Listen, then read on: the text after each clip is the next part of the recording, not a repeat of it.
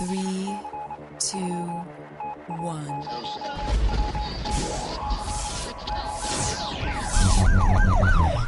We'd like to welcome you to another edition of Grok Talk, brought to you by New Hampshire's leading conservative blog site, granitegrok.com. We are your feared, extremist, right-wing, hard-charging, gun-toting, opinionated, outspoken, rabble-rousing, letter-writing, radio microphone stomping conservatives and rational libertarians. So get ready for more news and opinion you could only get from granitegrok.com. Grok Talk. I can't tell you how many times I've heard that. So we are Grok Talk. And for those of you watching the live stream, I was mouthing the words that I say 4 times every show, over and over again. And well, you know, Kimberly Morin has a sleeping disorder, and it keeps her from coming to the studio. But that's fine. Thanks to modern technology, we have this thing called a telephone. Hi, Kimberly. How are you? I'm good. How are you? I'm just dandy. Thank you. So glad you could join us via telephony. I am too.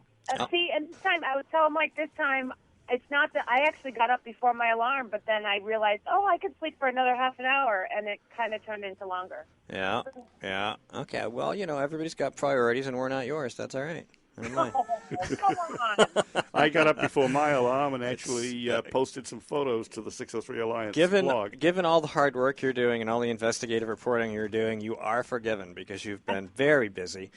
Not just, you know, when something breaks, we try to put something up real quick, but you get to go dig into the dirt and the details. She's worked so hard, I think she deserves a vacation at a fine hotel. Yes, the Balsams. There you go. Yeah, fine hotel that'll be built someday soon. If you bring your own refrigerator box, you can sleep next to one of the dilapidated buildings. Yeah, exactly. Okay, so anyway, that got signed this week, the Balsams bailout. Ridiculous. And so we're stuck with that for a little bit. And there's some news in the background about different ways to keep it from becoming the disaster that it's likely to be. But we'll see how that goes.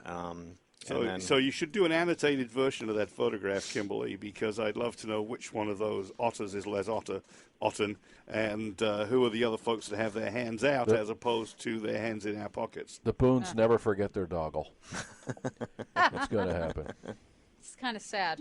You know, I realized that this could potentially get stopped by the executive council, but what are the odds? Joe Kenny is from North Country. He's for it. Yeah.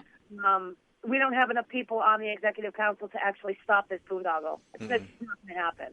If Joe Kenny's for it, then it's not going to get stopped because he's a good conservative. But if he's on the wrong side of this issue, there's not enough votes to stop it. Right, exactly. And if Chris Sununu is running for governor, well, he's certainly not going to stop it because, you know, he wants to, you know, pretend like he cares about North Country. So, He wouldn't anyway. Yeah, absolutely. He wouldn't anyway because he's one of those that believes that, you know, the private and the, you know, you could take the money out of private. We should be giving private business our money if it's going to mean that it's good for everybody. He's very much in that mindset. You know? Yeah. Crazy. No, exactly. And you know what? The thing is, after the House voted for it, I had written about it after the House voted for it because I got an email with information on the funding, and it's not just that Les Otten had his hand out. He didn't have a choice because of private financing, I'm assuming a bank, wouldn't give him $20 million unless the state used their credit to give him a bond. Yeah. So that's why, because I wondered this, you know, this entire time, well, why is this, I mean, besides the fact that I think he's an arrogant jackass, I wondered why, you know, why would anyone try to push so hard for the state to back a bond? And I found out he had no choice. And it's funny because when Maggie Hassan signed the bill, you know, there's a picture of her with the legislators around her, and she's got a big, goofy smile on her face. Yeah. Guess who's in the background? Les Otten. Of course. All those legislators who said, this isn't a Balsams bill, and Lynn Ober, who interrupted me during my testimony and said, do you realize this isn't about the Balsams, right? After listening to 3 hours of people for the Balsams, they're full of it. Because So the only people advocating on behalf of this bill, which is supposed to be a generic bonding bill for the backwoods, as it were speaking in favor of the balsams. Yep. But you weren't allowed to point out that the bill was for the balsams. Right. Exactly. I mean, if the bill wasn't for the balsams, why was Les Houghton testifying? Why did the BFA come and testify about the I mean, it was 3 hours. I have the video. I posted up the video. Over 3 hours of testimony about the balsams. And, oh, my God, we have to have some good, low-paying, minimum wage jobs. But then I get up to speak and talk about the negative things about the balsams, and they try to shut me down. Of course, it didn't work, but So it's a jobs program. Yeah, sure it is. Yes, jobs program. Balsams is going to create low-paying jobs, so people in North Country can be servants to the wealthy. If it even pans out that way. Kim, have you taken an opportunity to look how these things mostly go? Like when the wheels start to come off the wagon, like the bonding for some projects in Manchester, it turned out there were more than there was supposed to be, and somebody backed out and left the state with some other expenses, because you could pretty much determine how this is going to go. They leave footprints. Well, exactly, and Manchester had a program loaning small restaurant money. That's always a good investment because they're like a 90% success rate. Yeah, failure rate. Yeah. Well, the problem with that program is a lot of people because restaurants are a huge turnover, failure in business. So a lot of people, of course, never paid back any of the loans they took out or that the city gave them. Mm-hmm. Knowing, and Les Houghton said during testimony that somebody asked him, it was interesting during the House committee testimony, it really seemed like the House was actually going to do the right thing and not vote for this or not recommend it ought to pass by the questions they were asking. And they asked him, has the balsams ever been successful as a business? And he had to admit, no, it hasn't. Because it was always subsidized by the previous owner's business or the fact that they had a ton of money. Well, maybe they should buy an airline. That would be the smartest thing. An airline would be fabulous. We could have the New Hampshire, whatever, Don't give them any ideas. Whatever. Holy and moly. you could run that at a loss for 20 years. Well, if you have a profit-making business, it may help to have an airline.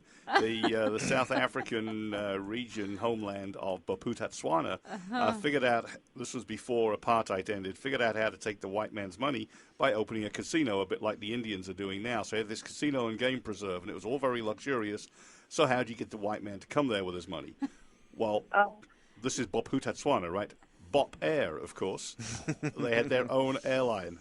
I even flew on it once. How's it doing now?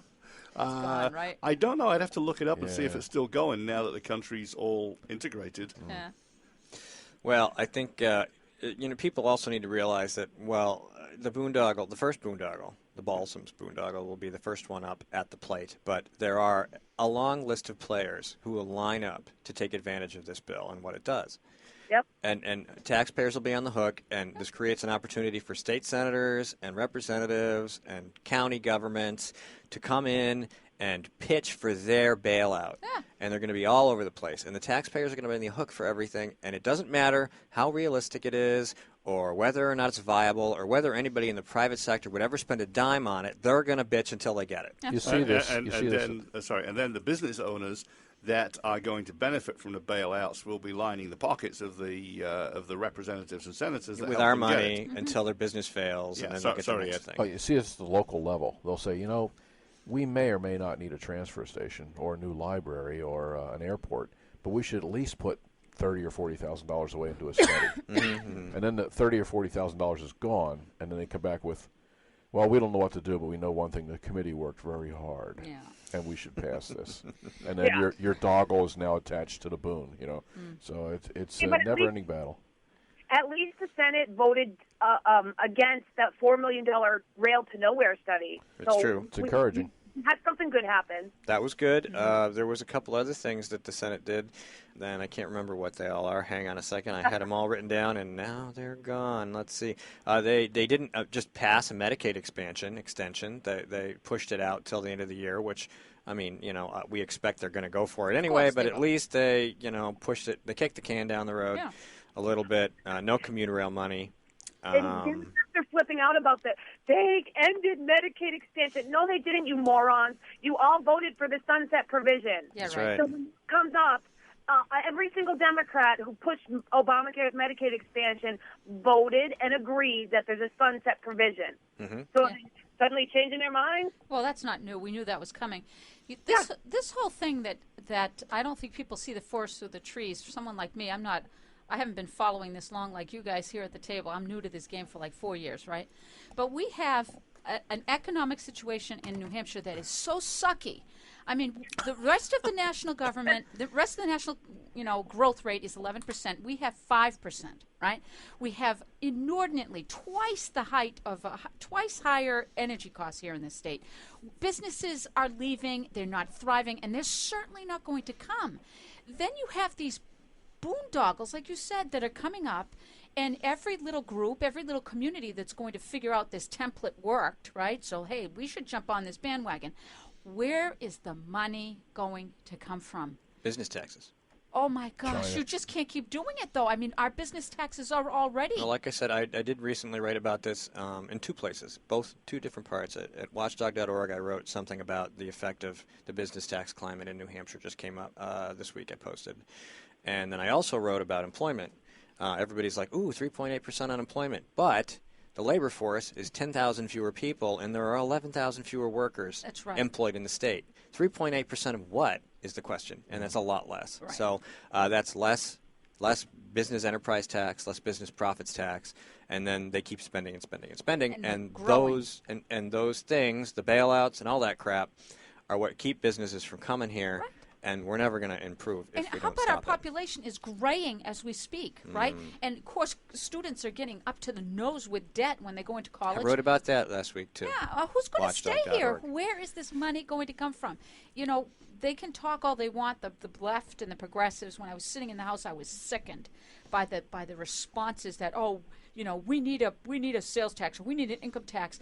What's left? I mean, truly, we used to be a state within New England that was 15 years ago. We had an economic, boon here. We were a state that was looked at as a jewel within. We're going to be a commuter community. Yeah. Well, that's why they want to put the railroad in to make us into a Massachusetts bedroom community.